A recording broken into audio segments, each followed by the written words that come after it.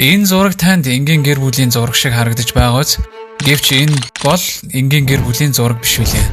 Тэд дэлхий дээрх хамгийн тансаг орд харшууд, банкны системүүд, эрүүл мэндийн байгууллагууд болон хүнс хөдөө аж ахуй гэд зарим хүмүүс тэднийг 2 их $80 эзэмшдэг гэдэг. Дэлхийн мөнгөний системийг захирдаг гэвэл та надад итгэх үү? Мөн түүнчлэн дэлхийн эдийн засгийг гартаа атгсан гэдэг. Гэвч тэд яг ямар хүмүүс вэ? Тэдний гарал үүслэлийг хөөж үзвэл 5 ах トゥ ус нийлээд дэлхийн хамгийн том эзэнт гүрэнг байгуулж чадсан. Энэ бол Ротшильдийн эзэнт гүрэн. Ротшильдийнхэн гэдэг 18 дугаар зууны Германы Франкфуртын ядуусын гетто хорооллоос тэдний амжилт нь эхэлдэг. Европ даяар өөрсдийнхөө банкыг байгуулж, ахын дүүс маш их баядлаг өөрсдөө хоригдлуулж, тухайн цаг үеийнхэн Европын хамгийн баян гэр бүл болж чадсан. Өнөөдрийн хүртэл Ротшильдийнхэн хүчрэг улс орны удирдагч нар болон бизнесийн салбарын томоохон хүмүүсийг санхүүжүүлсээр ирсэн. Бүхэл бүтэн зууны турш энэхүү гэр бүлийн тухай хууль дааны онолууд араасаа гарч ирсээр л байгаа билээ. Гэр бүлийн хүч чадал тэдний үл мэдэгдэх нууцад оршиж байдаг. Тэд олонний өмнө гарч хүмүүсийн өмнө ил гарах дургу бөгөөд гэр бүлийнхээ нууцыг маш сайн хадгалж чаддаг. Гэвч яагаад өнөөг хүртэл тэдний тухай домог яриа тасрахгүй байна вэ? Гэр бүлийн амжилтын нууц нь яг юунд оршиж байна? Энэ бүхний хариултыг олохын тулд 18 дугаар зуун руу эргээд очие.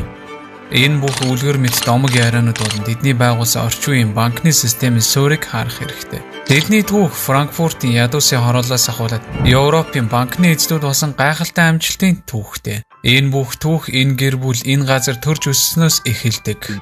Майя Амфел Ротшильд ихнэр энэ дэлхийд 19 хүүхэд төрүүлдэг. Гэвч тэдний зөвхөн 17 амьд үлддэг. 5 охин 5 хүү гэд. Ротшильдийн гэр бүл бусад еврейчүүдийн хувь тавилангаар гадуурхагдаж амьдарч байсан. Ядуусын дүүрэгт амьдарч худалдаа наймаа хийгч ирэх байсангүй. Харин тэдний эцэг Майя Амфшел нь зоосны арилжаачин байсан. Үүндээ маш их авьяастай нөхөр байж, тэгээд бизнес нь цэцгэлдэг. Үүнийгээ дагаад гэр бүлэнд тэрхүү ядуусын хорооллоос салж чаддаг. Амьдрал нь шууд дээдсийн даруй дэвшилдэг. Тэрээр нэр хүндтэйгээр барах ханхуугийн санхүүгийн зохицуулагч болж чаддаг. Түүний ур чадвар юунд байсан гэж засгийн газрын бонд. Майя Амфшел Ротшильд засгийн газрын бондыг баян хүмүүс зарж, үүний хажуугаар хөрш орнуудад зээл олгодог байж, ингэснээр засгийн газар олсон ашгаараа дайныг санхүүжүүлж, эдийн засагтаа эргүүлэх боломжтой болж байгаа юм.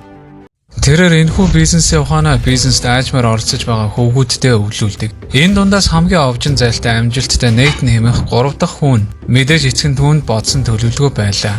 Эндээс тэдний цаашдын удам угсаан сайн сайхан амьдрах эхлэл нь тавигдаж байгаа юм. Хүүгээ Англи руу явуулдаг. Түүний хувьд энэ бол хамгийн зөв шийдвэр байсан. Ротшильдийн гэр бүлийг өнөөдрийн тавцанд авчирсан гайхалтай амжилтын түүх нь Нейл Фергюсны House of Rothschild номон дээр бичээстэй байгаа. Үүнийг өөртөө олоод уншин үз. Эцгээс өвлөж авсан гайхалтай мэдлэг ханхуугаас хишиг үрдсэн эд баялагын ачаар Германаас гадуур Лондонд Ротшильдийнхэн анхныхаа хувийн банка байгуулдаг. Банк санхүүгийн эзэнт гүрнээ мэдээж тэрээр ганцаараа босгохгүй. Яг өөртөө нийжил амбицтай 4 ах дүүстэйгээ хамтардаг. Зүгээр нэг бизнес өвлөө авах биш, дэлхийг байлдан дагуулах замдаа гардаг. Европын нэгдсэн банкны системээ байгуулна гэдэг энэхүү санаа нь яг эндээс бий болдог. Тухайн үедээ энэ тэднийг дэлхийн хамгийн баян гэр бол болгоно гэдэг хэн ч санаачгүй. Ах Джейкоб нь яг ижил замаар Парист банка байгуулдаг. Жилийн дараа эцэг нь нас уржээ. Том ах Амшел Майя нь Франкфуртын банкыг тэргүүлж захирдаг. 3 жилийн дараа 3 дахь ах Соломон Вен дахин банк байгуулсаар эцэст нь Калман Неаполь банка байгуулж чаддаг. Тэгээд ахын дүүс Европын хамгийн хөгжилтэй хотуудад сүлжээгээ байгуулж чадсан. Газар зүүн байршил нь холж гисэн нэг систем сүлжээгээр холбогдож үйл ажиллагаагаа явуулдаг банк. Тэдний хөрөнгө босгох чадвар маш их капитал гэр бүлдээ төвлөрүүлж чаджээ. Нэгд нь санхүүгийн бэрхшээл тулгархад бусад нь нэгэндээ тусалдаг. Энэхүү нэгдмэл стратеги нь орчин үеийн банкны системийг бүрдүүлдэг. Эндээс тэд сүүдэрт орших далд хаан тусаа босгон байгуулсаар удалгүй тэдний банк Европын хамгийн том банк болж чадсан. Олон улсын бондын зах зээлийг ч гартаа оруулж дөнгөдөг. Үүгээрээ хямралтай үед нь хэд хэдэн засгийн газрыг санхүүжүүлээд амждаг. Өнөө хүртэл тэдний банк болон үйл ажиллагаа явуулдаг байгууллага нь оршин тогтносоор энэ нь дэлхийн хамгийн том бие даасан хувийн санхүүгийн байгууллага юм. Тэдний амжилтын түүх ингээд дуусаагүй. Энэ бүхэн дөнгөж эхэлж байна. Тэдний энэ их ялгуулсан амжилтууд нь хэвлэл мэдээллийнхний хэр амны бай болох нэг шалтгаан болсон. Олон нийтийн атаархал, үзэн ядалт, шүүмжлэг үл ойшон ахын дүүс бизнесээ үргэлжлүүлсээр энэ бүх үүрэг хариуцлагыг нь гэр бүлээс хамгийн зайлтай овжин нөхөр болох Нейтан нь өөр дээр авч гэр бүлээ хэдэн зууны турш эрх мэдэлтэй болгох суурийг тавьсан юм. 1813 оны Францын эсрэг хийсэн дайнд Нейтан дангаараа Англи армийг санхүүжүүлсэн гэдэг. Британий армийн генерал Wellington цэргүүдтэй төлөх алдахгүй болох үеэр Английн сангийн яамны сайдад хандсан юм. Энэ үеэр энэ боломжийг ашиглаад Нейтан итгэл даах хэмжээний банкир гэдгээ харуулсан. Английн цэргүүдийг алтаар хангаж энэхүү гэрээнээс өөртөө их хэмжээний ашиг олсон. Тэдний бизнесийн амжилтанд Европт daярх банкны сүлжээг амжилттай ашиглаж чадсанд оршдог. Өдөр бүр захаагаар эртний еврей хэл дээр мэдээлэл солилцдог байсан гэдэг. Твиттерч оршин тогтнодгүй тухайн үед дэлхийд байхгүй хамгийн хурдан мэдээллийн сүлжээтэй байсан. Засгийн газар болон дипломатуудын мэдээлэл солилцох арга нь их удаан байснаар Ротшильдийнх нь тэднээс өрсөх боломж үргэлж олгодог байлаа. Хэрэгтэй гэсэн үн цэнтэй мэдээллийг өөрсдийнхөөр ашигтайгаар эргүүлж чаддаг. Ялангуяа бондын зах зээл дээр ханшийн зөрүүндөр ашиг олох үед нь энэ мэдээлэлээ хоорондоо солилцдог байсан. Генерал Wellington-ы Наполеонтой хийсэн тулааны ялалтыг нэг өдрийн өмнө засгийн газрын мэдээ хүргэгчээс өмнө Нейтан мэдэж авсан гэдэг.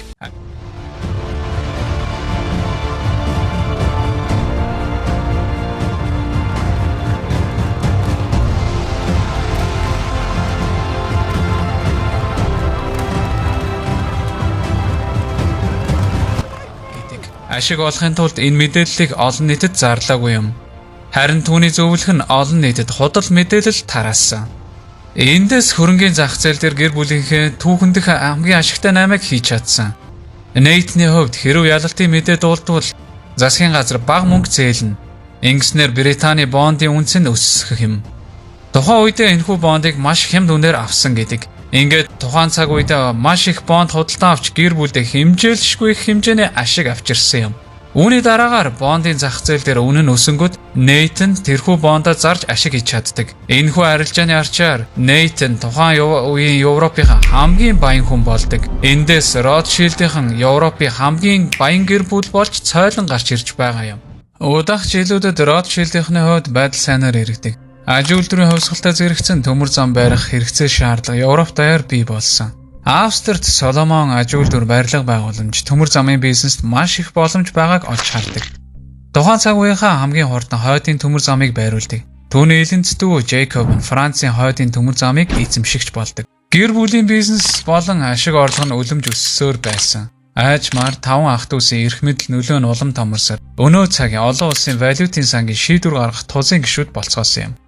Тэдний гэр бүл дэлхийн голлох валютуудын ханшийг тогтоож, байгалийн баялагтаа ядуу орнуудад зээл олгодог. Түүгээр зогсохгүй дэлхий дээр байгаа улс орны төв банкны бодлогуудыг тодорхойлдог. Ротшильдийнхэн тухайн цаг үедээ үндсэн 8% зээл олгох замаар үндсэн ашгаа хийдэг байсан. Дараагийнх нь Европ даяар хөрөнгийн зах зээл, бондын маркет болон валютын ханшийг тогтоох замаар дараагийн ашгаа хийж чаддаг. Өөрсдийнхөө сүлжээ банкныхаа давуу байдлыг ашиглаад шүү дээ.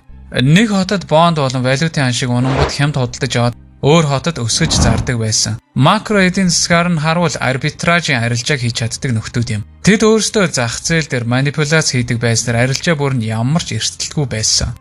1830 он гэхэд 4 сая фунт стерлингийн ашиг олсон гэдэг. Тухайн цаг үеийнхээ өрсөлдөгч нараас 10 дахин их ашиг хийдэг байсан гэсэн. Энэ гэр бүл бүхэл бүтэн улс орны зээлийн хүүг шийдэх хэрэгтэй байсан бөгөөд улс орны хувь заяаг тэр чигээр нь шийдэж байгаа юм. Францад хувьсгал болох үеэр дахиад дайны харанг бэлдэж магадгүй энэ үед Гүтло Ротшильд хэмээх тэдний их нь энэ боломжийг зүгээр нэг унтаад өнгөрөөсөнгүй. Манай хөвгүүд санхүүжүүлээгүй бол Европт ямар ч дайн гардггүй гэж хэлж байсан удаатай. Яг үнэндээ ахын дүүс хоёр талд нь санхүүжилт олгодог. Нейтний ажилдаг газар Лондон хотын хамгийн тансаг барилга байсан. Тэр гэр бүлээ удирдах зогсгүй өөрсдийнхөө үүсгэсэн санхүүгийн системийн тулгуур багна нь билээ. Түүнийг үхсний дараах 7 хоногт хөрөнгийн зах зээл уналтанд орж байсан удаатай. Энэхүү үйл явдалтай давхцаад Европын хувь заяаг өөр тишээ иргэдэг. Ороо бусгаа тэр үед ч гэсэн гэр бүлээ эрх мэдлээ дахин баталгаажуулаад амждаг. 19-р зуунд болсон түүхэн үйл явдлаас ч гэсэн ашиг хонжоо хийж чадсан гэр бүл Сус каналын хоогоос ахуулаад дэлхийн анхны газрын тосны бизнесийг хүртэл санхүүжүүлдэг.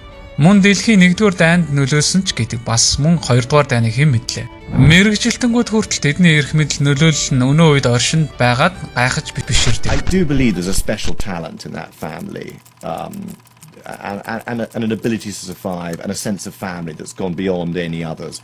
I mean, if you look at all the financial dynasties of the world, we see them all the time rising and falling within one generation. They're unique and there's something special about them. Тэдний хамгийн хачин суур итгэл үнэмшил нь бизнестэй гадны хүн оруулдаггүй гэдэг. Үүний шийдэл нь юу гэж гэр бүл төрөл төрөсөд үеэлүүдтэйгээ гэрлэх. Энэ нь тэдний өв эцэг болох Майя Амшилийн эцсийн гэрээсэл нь байсан. Энэхүү итгэл үнэмшинд нэг л зорилготой. Our family, we've always tried to keep love in the family. In this sense, it was more or less understood since childhood that children would never think of marrying outside the family, so that our fortune would never leave it. Зөвхөн хөвгүүдэд нь бизнес толгойлох үүрэгтэй. Гэр бүлийн дүрм журам нь их хатуу. Тэдний 2 ах дүүгийн хүүхдэд 11 охин төрсөн нэг ч эрэгтэй хүүхдгүй болгоод аль нь ч бизнес өвлж аваагүй гэдэг. Неаполд оршин байсан Ротшильдийн хувь заяаг давтсан юм.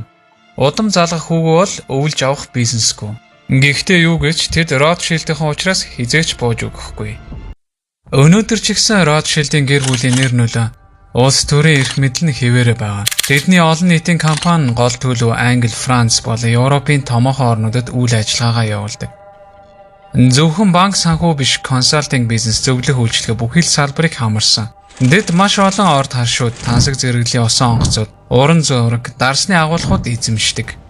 Өнөөдөр тэдний зарим үр садан ч гэсэн өвөг эцүүдээ бараг мэдхгүй шахан байгаа.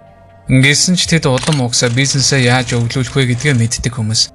Александр де Ротшильд тэдний 7 дахь удам угсаа бөгөөд гэр бүлийнхээ бизнесийг өнөөдөр толгойлдог. Тэд төрийн тэргүүн улс төрийнхэнд ч гэсэн нөлөөтэй. Үүний нэг жишээ бол Францын ерөнхийлөгч Эммануэль Макрон тэдний хөрөнгө оруулалтын шинжээч банкир байсан нөхөр юм. Харин саяхан гэр бүлээ тэргүүлдэг байсан Джейкоб Ротшильд нь 2024 оны 2 сарын 26-нд нас орсон. Өнөөдөр тэд хэр их хөрөнгөдөг хинч мэдэхгүй. Тэд Forbes сэтгүүлээр нэр нүүр нь гардаггүй. Хувилдооны онлоор бол тэд Illuminati хэмээх нууц байгууллагыг эзэмшдэг гэдэг. Тэдний шүтэн нь Сатан. Тэд цагтаа баян гэгддэг байсан Rockefeller, JP Morgan хэмээх нүхтүүдээс ч баян байсан гэдэг. JP Morgan цагтаа Америкийг санхүүгийн хямралаас дангаараа гаргаж байсан ч тэдний зүгээр л нэг барц зарлаг төдий байсан гэгддэг. Америкийн холбооны нөөцийн сан долларын эзэдгээд энэ бүх онлууд тэдэнтэй холбогдож байдаг. Ротшильдийн бараг дэлхийг удирддаг Монголд хүртэл хамаатай гэгддэг. Оюут толгоогоос ахуулаад Эрдэнэт хүртэлх бүх асуудалд Ротшильдийн оролцдог гэж байгаа. Энэ нь бидэнд яг ямар хамаатай вэ гэж юу? Мөнгө бол хүн төрөлхтний бурхан болж заалраад түүний зүнчийн үргийг Ротшильдийн гүйцэтгэж байна. Бид өнөөдөр мөнгөгүй бол амьдрч чадахгүй нийгэмд оршин тогтнож байна. Бидний анхдагч хэрэгцээ болох идэх хоол, амьдрах байр орон сууц, ажиллаж хөдөлмөрлөх бүхий л эрх энэхүү мөнгөний системээр хязгаарлагдаж байдаг. Тиймээс бид мөнгөний боолууд болцгоосон. Бид эрх чөлөөгүй торон дотор оюун санааны шорон дотор амьдарч байна. Өнөө цагт мөнгө бол бидний амьдралын утга учир болсон. Гэвч тэрхүү эрх мэдэл нь тэдэнд өгөгдөж, түүнийг оргуу хоосноос бүтээж бидэнд өр болгож хэвлээд, үүний төлөө бид өдөр шөнөгүй хүү төлж амьдарч байна. Хүн төрлөختн нийтээрээ үннийг олж мэдэж энэхүү систем засаглалыг өөрчилж тэдний савраас гарсан цагт даян дэлхийд инх тайван оршин тогтнох болно хэмээн хувилдооны онолчид болон судлаачид үздэг байна. Харин та энэ гэр бүлийн талаарх өөрийнхөө бодлыг доорх комент хэсэгт үлдээгээрэй.